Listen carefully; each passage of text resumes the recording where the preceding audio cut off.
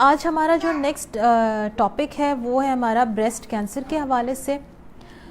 یہ وہ ٹاپک ہے کہ جس کے اوپر ہماری سوسائٹی میں بات نہیں کی جاتی، یا اس چیز کے اوپر بات کرنا جو ہے وہ بہت ہی وہ سمجھا جاتا ہے شرم کے حوالے سے سمجھا جاتا ہے کہ بھائی اس ٹاپک پہ کیسے بات کریں. لیکن بات یہ ہے کہ اس ٹاپک کے اوپر بات کی جانی چاہیے. چونکہ ہم سب خواتین بیٹھی ہیں تو میں نے یہ پروگرام جو ہے مجھے سائرہ نے انوائٹ کیا تھا. آرٹس کاؤنسل میں یہ پروگرام ہوا تھا بریسٹ کینسر کی اویئرنیس پر. تو مجھے وہ پروگرام بہت پرسنلی پسند آیا، اور پھر میں نے سائرہ سے ریکویسٹ کی کہ سائرہ آپ ہمارے گھر پہ بھی آئیں اور اس پروگرام کو یہاں پر ڈیلیور کریں اور ہمیں بتائیں کہ ہم اس چیز سے، ہم خواتین کی کو اویئرنیس بہت ضروری ہے تاکہ ہم اس چیز کو وقت سے پہلے اس کا ڈائگنوز کر سکیں. اگر کسی کے اندر خدا نہ کرے ایسی کوئی چیز ہے اور اس کو پتہ نہیں ہے تو اس کی ڈائگنوسس وقت سے پہلے کی جا سکے اور ایک قیمتی جان کو بچایا جا سکے. یہ ہمارا المیہ ہے کہ ہم پارٹیز میں تو بہت جاتے ہیں، ہم 5,000 کا جوڑا بھی بنا لیتے ہیں، ہم 5,000 کی ڈائننگ بھی کر لیتے ہیں. لیکن جب کسی سے کہا جائے کہ آپ نے یہ سیکھنا ہے، یہ کورس کرنا ہے، یہ اتنے کا کورس ہے، یہ اتنے کی کتاب ہے، تو اس پہ ہمیں لگتا ہے نہیں وہ پڑھنے کے لیے دے دو نا، میں تمہیں واپس کر دوں گی یہ کتاب پڑھ کے. یہ ہم لوگوں کے حالات ہیں. تو لٹرلی ہمیں اپنے آنکھیں کھولنے کی ضرورت ہے. ہماری قوم جو نیچے آ رہی ہے نا، وہ ایسے نہیں آ رہی. اس کا ریزن ہے کیونکہ ہمارا انٹلیکچوئل جو ہے وہ بہت نیچے ہے. ہم صرف بہت ہی زمینی سطح کے اوپر جی رہے ہیں. ہم ایسی سطح پہ جی رہے ہیں کہ جس میں صرف کھانا پینا ہی زندگی بن کر رہ گیا. چلیے، بسم اللہ الرحمن الرحیم. السلام علیکم. میرا تعارف تو ڈاکٹر فائزہ نے بہت اچھے سے کرا دیا ہے کہ تھوڑا سا اس میں ایڈ کر دوں کہ پچھلے 15 سال سے فارمیسی کے شعبے سے منسلک ہوں. کراچی یونیورسٹی کی گریجویٹ ہوں اور اب ایم فل بھی الحمدللہ اسی شعبے میں کیا ہے. اور فزیکل ہیلتھ کے حوالے سے اور میڈیسن کے استعمال کے حوالے سے جو ہے وہ میری اسپیشلٹی ہے. میرا جو کام ہے وہ اسی حوالے سے ہے. بات ہو رہی ہے بریسٹ کینسر کی، اور بریسٹ کینسر اکتوبر کے مہینے کو پوری دنیا میں بریسٹ کینسر اویئرنیس کا مہینہ قرار دے کے اس کو پنک اکتوبر یا بریسٹ کینسر اویئرنیس منتھ کے حوالے سے بھی پہچانا جاتا ہے. جب میری ڈاکٹر فائزہ سے اس حوالے سے بات ہوئی تو بہت شارٹ نوٹس پہ ہم نے یہ ایک ڈیزائن کیا کہ ہم اکتوبر کے ہی مہینے کو، جو کہ پوری دنیا میں اس مہینے کو سمجھا جاتا ہے کہ اس پہ بات کی جائے اور ایک مہم کی طرح آگاہی پہنچائی جائے ہماری خواتین کو، تو ہم نے ڈیسائیڈ کیا کہ ہم اکتوبر کے ہی مہینے میں اس کو شارٹ نوٹس پہ کر لیتے ہیں، ایک چھوٹا سا پروگرام. باقی یہ کہ ڈیٹیلز تو بہت ہیں اس حوالے سے، لیکن میں چاہوں گی کہ میں وہ امپورٹنٹ پوائنٹس آپ کے سامنے رکھوں جو آپ کے لیے سننے کے لیے، معلومات کے لیے اور آگے اس کی معلومات پہنچانے کے لیے، بڑھانے کے لیے بہت ضروری ہیں. ٹھیک ہے. اچھا، سب سے پہلے تو اس میں 2-3 عنصر ہیں کہ اس موضوع پہ بات نہیں ہوتی. سب سے پہلے تو ہے کینسر کا خوف، کینسر بیماری کا خوف کہ کینسر ہو گیا تو بس وہیں پہ سمجھ ایک ہماری سوچ یا ہمارا تخیل بن جاتا ہے کہ بس اب بچنا ممکن نہیں ہے. پہلی چیز تو یہ کہ جب ہم بات نہیں کرتے تو بیسکلی ہمارے اندر خوف ہوتا ہے. دوسری چیز یہ کہ جس آرگن کا یہ کینسر ہے، بریسٹ، اس کے حوالے سے بات کرنا ہمارے معاشرے میں خاص طور سے شرم کا باعث سمجھا جاتا ہے کہ پرائیویٹ پارٹس کے بارے میں ہم بات نہیں کریں گے. ایون ہم آپس میں بھی بات نہیں کرتے، اور ہم اپنی بچیوں کو، بہنوں کو، ماؤں کو، بیٹیوں کو کسی سے بھی اس موضوع پہ زیادہ تفصیلی گفتگو کرنا مناسب نہیں سمجھتے، اور ہم سمجھتے ہیں کہ اس میں جو ہے وہ بے شرمی کا کوئی پہلو ہے، جبکہ ایسا کچھ نہیں ہے. نہ یہ گناہ ہے اس پہ بات کرنا اور نہ ہی غلط ہے، بلکہ یہ لازمی ہے اور ضروری ہے کہ آپ اپنے جو بھی فزیکل اللہ تعالیٰ نے آپ کو آرگنز دیے ہیں اس کے بارے میں معلومات بھی رکھیں، اور اس کے بارے میں اپنی بچیوں کو یا اپنی ماں کو یا بیٹیوں کو، بہنوں کو، جس سے بھی چاہیں آپ بات کریں اور ان کو بتائیں کہ اس میں کیا مسائل ہو سکتے ہیں. اس بات کی وجہ سے ہی پوری دنیا میں کینسر جو بہت تیزی سے بڑھ رہا ہے، اور بالخصوص چھاتی کا کینسر، بریسٹ کینسر، اس پہ بڑی حد تک قابو بھی پایا گیا ہے. لیکن ہمارے معاشرے میں ابھی ہم اس سوچ کے تحت چل رہے ہیں تو قابو نہیں پایا گیا، اور بہت تیزی سے نہ صرف بریسٹ کینسر ہو رہا ہے بلکہ اس سے اموات بھی ہو رہی ہیں. دنیا میں سب سے زیادہ ریشیو پاکستان میں بریسٹ کینسر سے مرنے والی خواتین کا آ رہا ہے. کچھ تحقیق ہے میرے پاس، میں آپ سے ایک تحقیق شیئر کروں گی، ایک امریکہ کی اور ایک پاکستان کی. اس تحقیق کو آپ کمپیئر کریے گا سننے کے بعد، اور اس سے اندازہ لگائیے گا کہ ہمارے ہاں کیا ریشیو ہے اور ہم کیوں اس پر قابو نہیں پا رہے. پہلی چیز، امریکہ میں جو تحقیق ہوتی ہے تو اس میں یہ پتہ چلتا ہے کہ عورت کو اپنی زندگی میں بریسٹ کینسر کا خدشہ 13% ہے، یعنی ہر 8 میں سے ایک عورت بریسٹ کینسر کے رسک میں مبتلا ہے. یہ تحقیق جو ہوتی ہے باقاعدہ ایویلویٹ کر کے ہوتی ہے، جب پورے ہیلتھ سیکٹر میں جب اس طرح کے کیسز ان کے یہاں رپورٹ ہوتے ہیں.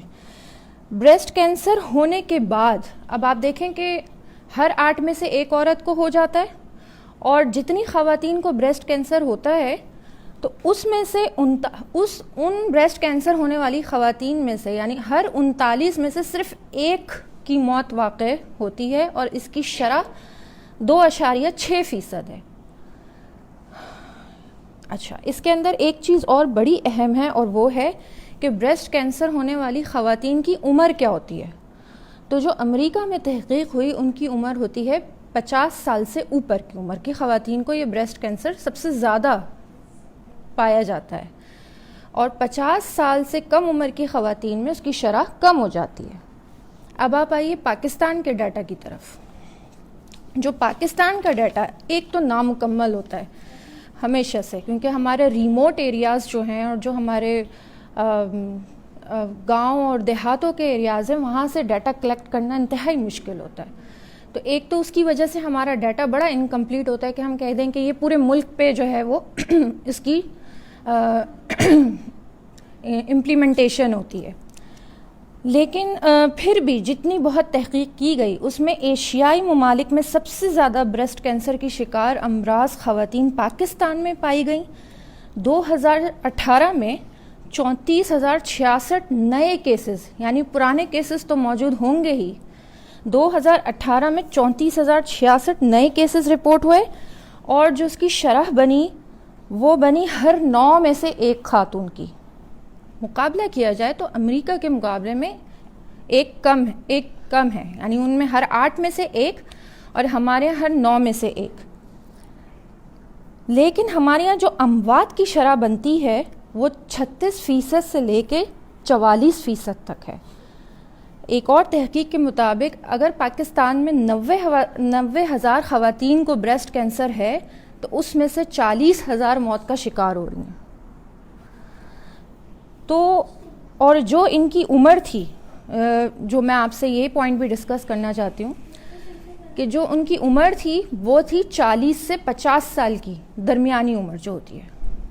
50 سے اوپر کی عمر کی خواتین کا ریشیو کم ہے پاکستان میں، اور 50 سال سے کم عمر جو خواتین ہیں ان میں ریشیو یہ تیزی سے بڑھتا جا رہا ہے، اور اس میں بھی سب سے زیادہ جو ہے وہ 40 سے 50 سال کی عمر.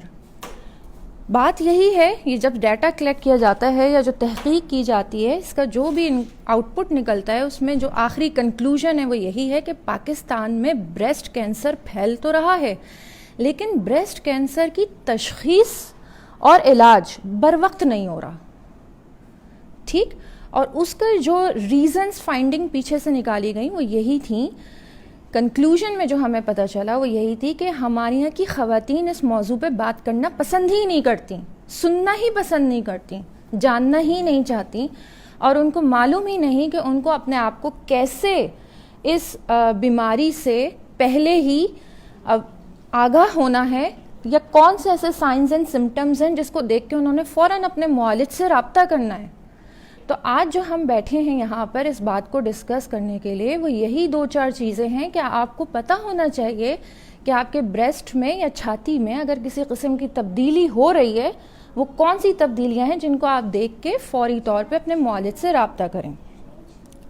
یہاں پہ ایک بات اور آپ لوگوں کی اطلاع کے لیے بہت ضروری ہے کہ اسٹیج 1 کا جو بریسٹ کینسر ہے وہ کیوریبل ہے, وہ ٹریٹ ہو جاتا ہے اسٹیج 1. اور یہ اسٹیج 1 آپ کو جب ہی پتہ چلے گا جب آپ کو معلوم ہوگا کہ میرے بریسٹ میں کیا ہو رہا ہے, کیا تبدیلی رونما ہو گئی ہے اور میں فوری طور پہ اپنے معالج کے پاس جاؤں. لیکن اگر آپ اس کو اگنور کریں گے, نگلیکٹ کریں گے اور اپنی اس چیز کی طرف امپورٹنس نہیں دیں گے تو کینسر جس طرح اسٹیج وائز تبدیل ہوتا ہے, اسٹیج 2, اسٹیج 3, وہ پھر اس کے لیے طریقہ علاج تو موجود ہے لیکن وہ بہت ایگریسو ٹریٹمنٹ ہوتا ہے اور اس میں بچنے کے چانسز بھی کم ہو جاتے ہیں. جو پاکستان میں جو علاج ہو رہا ہے بریسٹ کینسر کی خواتین کا وہ اسٹیج 2 یا اسٹیج 3 کی خواتین رپورٹ ہوتی ہیں اور اسٹیج 1 کی خواتین رپورٹ نہ ہونے کی وجہ سے ان کا علاج بھی نہیں ہو پاتا. ٹھیک ہے, دیر سے پہنچتی ہیں اپنے معالج کے پاس, دیر سے معلوم ہوتا ہے کہ یہ تو 2 اور 3 میں کنورٹ ہو چکا ہے. اچھا, کچھ ہم اب رسک فیکٹرز کے اوپر بات کر لیتے ہیں کہ وہ کون سے رسک فیکٹرز ہیں جہاں پہ آپ کو خدشہ ہو سکتا ہے. دیکھیے, جو بریسٹ کینسر کے حوالے سے جو بات ایک غلط فہمی ہے یا ایک مت ہے یا ایک فالس نالج ہے وہ یہ کہ بریسٹ کینسر صرف عورتوں کی بیماری ہے, مردوں میں نہیں ہوتی.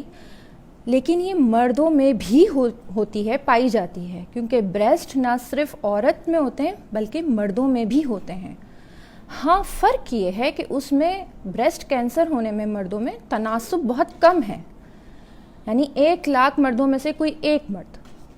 چھاتی ان میں بھی ہوتی ہے, چھاتی عورتوں میں بھی ہوتی ہے.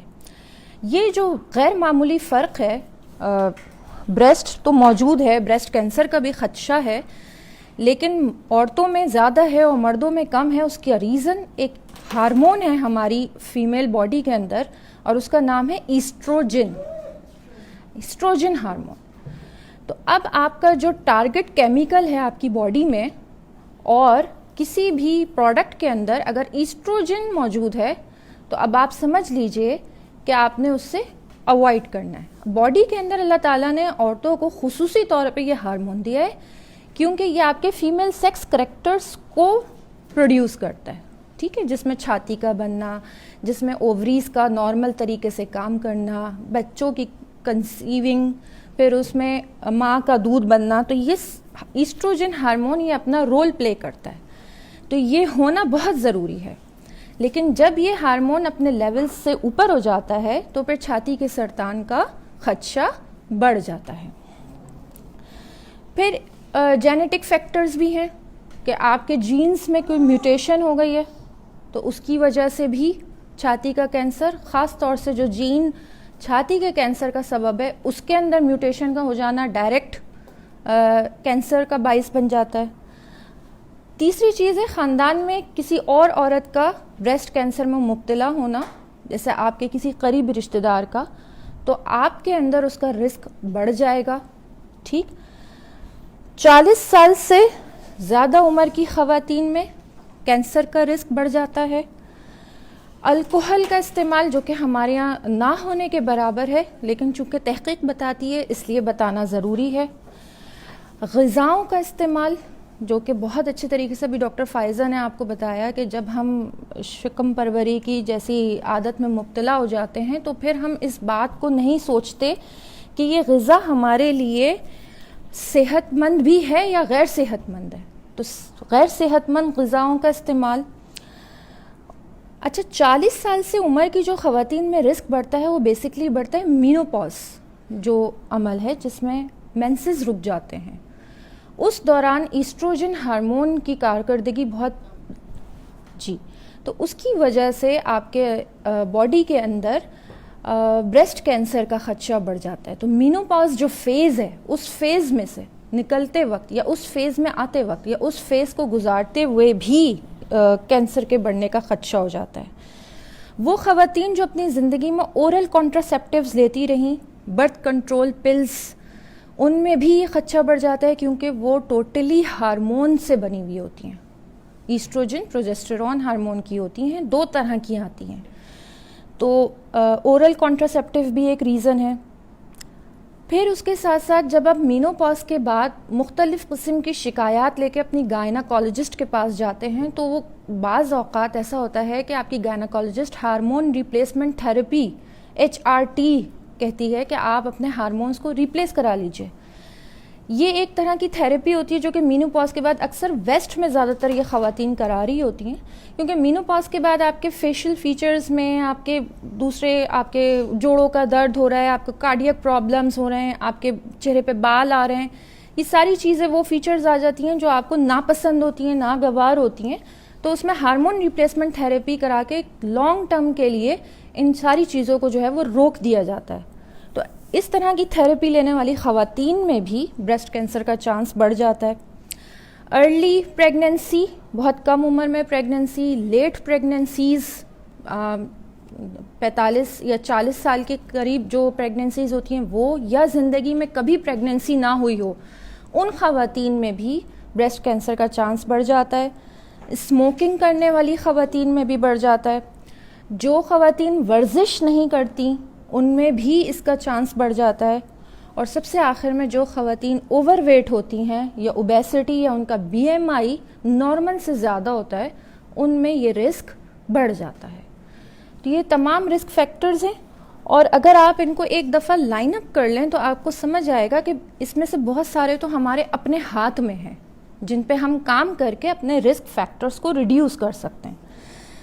اب آپ کا جو اصل اس ٹاک کا مقصد ہے کہ ہم ٹائملی کیسے اس چیز کو جان سکتے ہیں اور ہم کیسے اس سے جو ہے وہ متعارف ہو سکتے ہیں اس بیماری سے, کہ کہیں ہم رسک فیکٹر پہ کہیں نہ کہیں ہم بھی فال کر رہے ہیں, شاید میں بھی فال کر رہی ہوں. تو کیسے میں اس کو جانچوں, کیسے اس کو میں سمجھوں, کیسے اس سے آگاہ ہوں.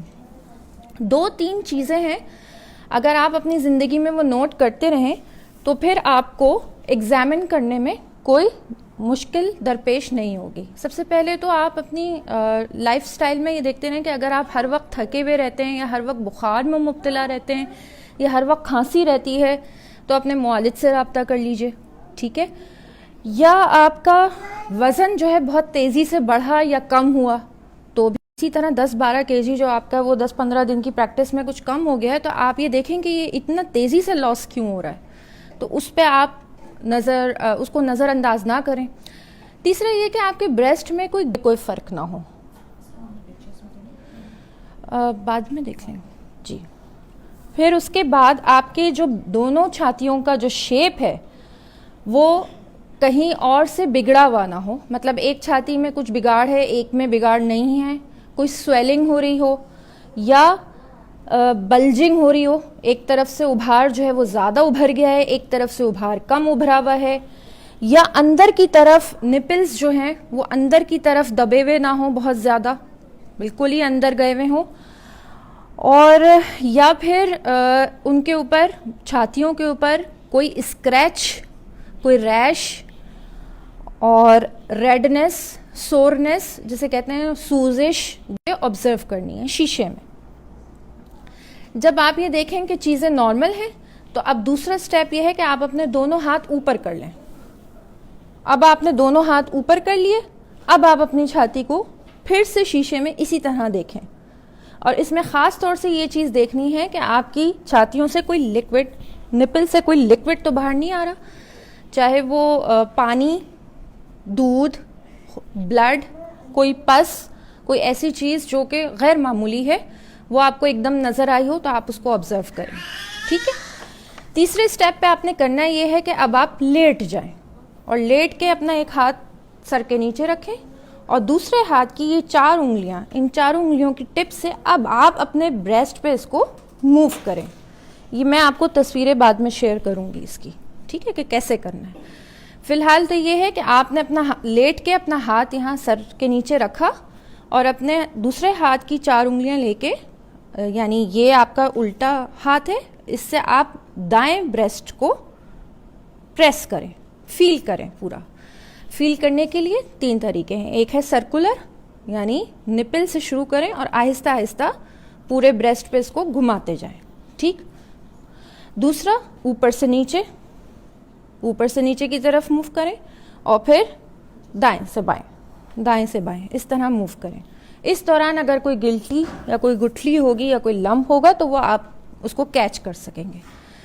उसको करने के बाद फिर आप अपनी पोजीशन को चेंज करें, उल्टा हाथ ले जाएं सर के नीचे और दायां हाथ फिर उल्टी तरफ वाले ब्रेस्ट को इसी तरह से फील करें, इसी तरह मूव करें अपने हाथ को और करते हुए महसूस करें कि कोई आपको गुठली या गिल्टी तो महसूस नहीं हो रही, और अगर हो रही है तो फिर मैं आपको बताऊंगी कि उसके बाद करना क्या है। फिलहाल तो आप अपने आप को एग्जामिन कर रहे हैं। और सबसे आखिर में फिर आप शावर के लिए चले जाएं और शावर के नीचे खड़े होके, या अगर आप बैठ के नहाने की आपको आदत है तो नहाने के दौरान हाथ को ऊपर करके फिर इसी तरह आप अपने ब्रेस्ट को फील करें, स्टेप बाय स्टेप, वही स्टेप्स होंगे, ठीक है।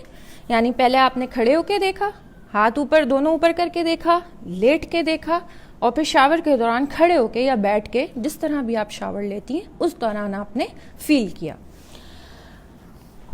अल्लाह ना करे अगर आप में से किसी को ये लंप फील हो जाता है तो याद रखिएगा, हर लंप कैंसर नहीं होता, हर गुठली कैंसर नहीं होती। बाज़ दफ़ा कोई इंजरी भी होती है, या ये कि जो प्रेग्नेंट ख़वातीन होती हैं या जो लैक्टेटिंग मदर्स होती हैं उनके साथ भी ये लंप थोड़े अरसे के लिए नमूदार होते हैं और फिर ख़ुद ही गायब हो जाते हैं। तो पहली बात तो ये है कि हर लंप कैंसर नहीं होता अगर आपको महसूस भी हो जाता है। दूसरी बात ये कि अगर कुछ महसूस हो रहा है तो आपने घबराना नहीं है। हमारे वज़ीर आज़म साहब का जुमला है और हर एक की ज़बान पर है कि घबराना नहीं है, लेकिन इसके पीछे एक बड़ी फ़िलासफ़ी है कि वाकई घबराना नहीं है, क्योंकि घबराने से वो चीज़ दूर नहीं होगी। तीसरे नंबर पे आपने करना ये है कि आपने अपनी गायनाकोलॉजिस्ट से रब्ता करना है। अच्छा, तीसरे नंबर पे गायनाकोलॉजिस्ट से रब्ता करने से पहले आपने वेट करना है। वेट करना है किस चीज़ का? कि आपका एक मेंस्ट्रुअल साइकिल निकल जाए, ठीक है। जिस दिन आप ये एग्जामिन कर रहे हैं उसके बाद आप एक मेंस्ट्रुअल साइकिल के निकलने का इंतज़ार करें। अगर वो मेंस्ट्रुअल साइकिल निकलने के बाद भी आपको गुठली महसूस हो रही है, फिर आप गायनाकोलॉजिस्ट से रब्ता करेंगे। और अगर आपको मीनोपॉज है, यानी अब मेंसेस ही नहीं है, तो फिर आप डायरेक्टली भी गायनाकोलॉजिस्ट के पास जाएं और फिर उसको ये बताएं कि मैंने इस तरह महसूस किया, मैंने सेल्फ एग्जामिन किया और मुझे ये चीज़ महसूस हुई है। गायनाकोलॉजिस्ट नहीं है तो प्राइमरी केयर डॉक्टर के पास चले जाएं। प्राइमरी केयर डॉक्टर में वैसे हमारे यहाँ ज़्यादातर प्रैक्टिस मर्द हजरात ही कर रहे हैं, ख़वातीन ज़रा कम कर रही हैं, लेकिन अगर आपके इलाके में करीब नज़दीक में कोई खातून फैमिली डॉक्टर आपकी प्रैक्टिस कर रही हैं तो आप उनके पास भी जा सकते हैं।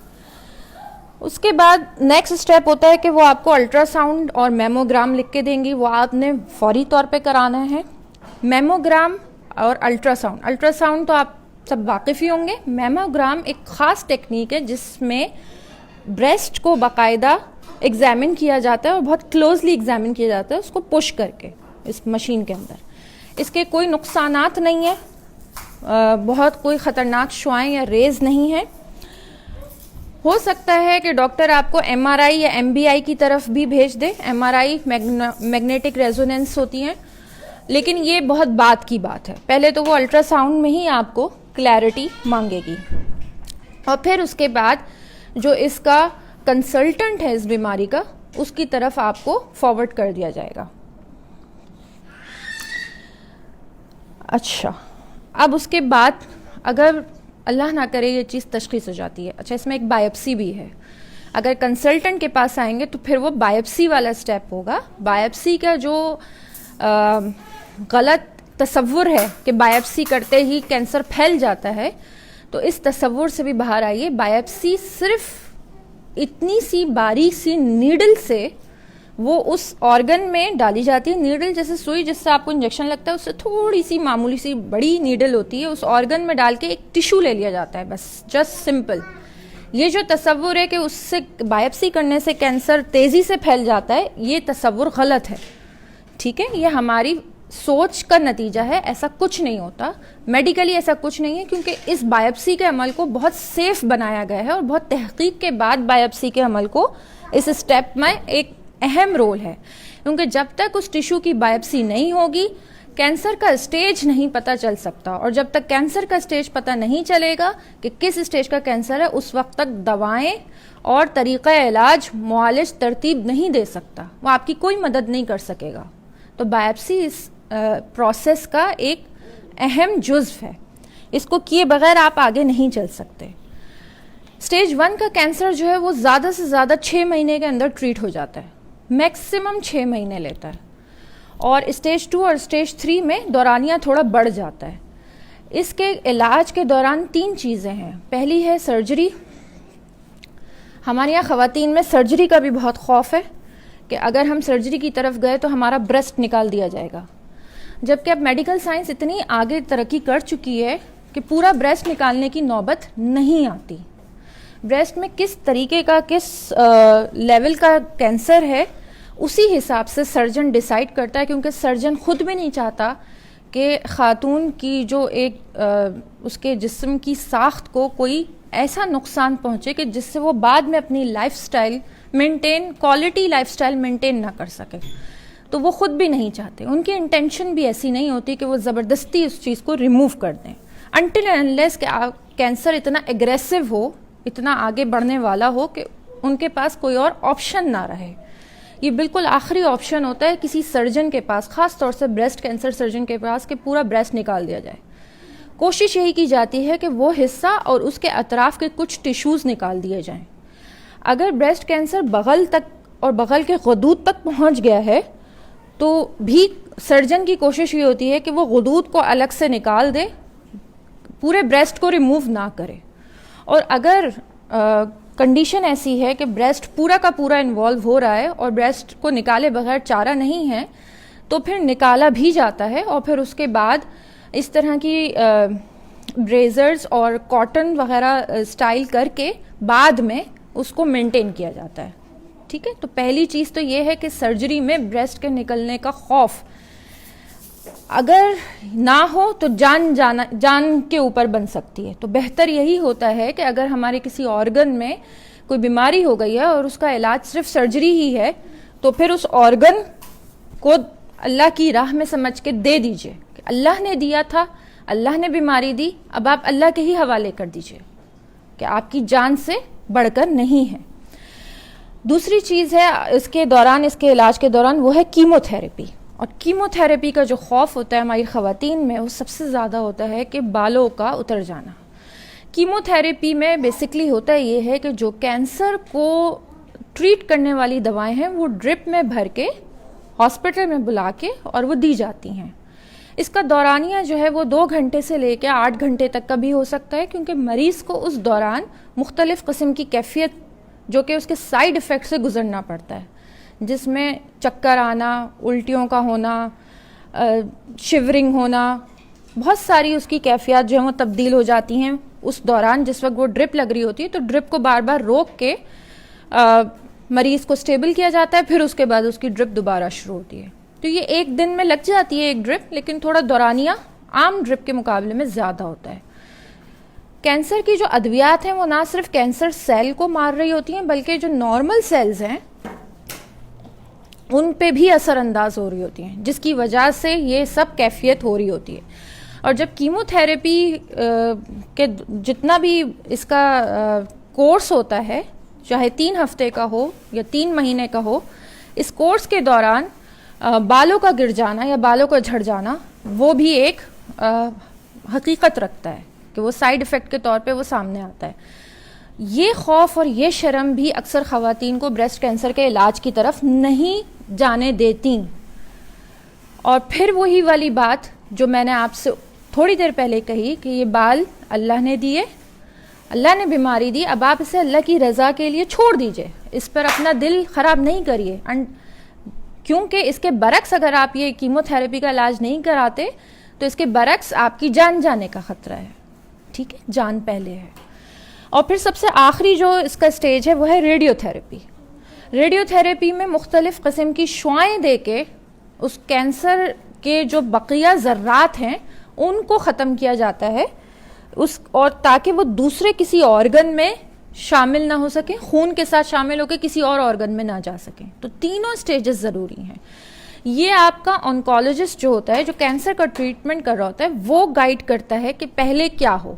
بعض دفعہ ایسا ہوتا ہے کہ پہلے کیمو تھراپی کر کے سرجری کی نوبت ہی نہیں آتی, صرف کیمو تھراپی اور ریڈیشن سے مکمل علاج ہو جاتا ہے. بعض دفعہ ایسا ہوتا ہے کہ سرجری کے بعد کچھ عرصے تک آپ کو کیمو کی ضرورت نہیں پڑتی.